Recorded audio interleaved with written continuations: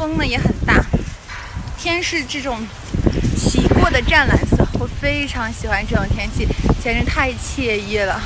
我现在已经到了我那个拍摄的地方了，就是在一个小区里面。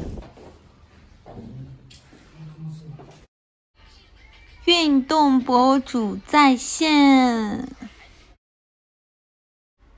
拍摄结束之后呢，我让我的后期工作人员教了我一下如何用 PS 加字幕。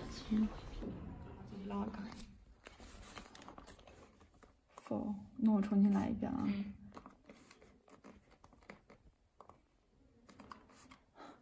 做这个真的是太难了。今天真的是收获满满的一天，朋友们，我让大家随意感受一下今天的高峰。我们明天见啦！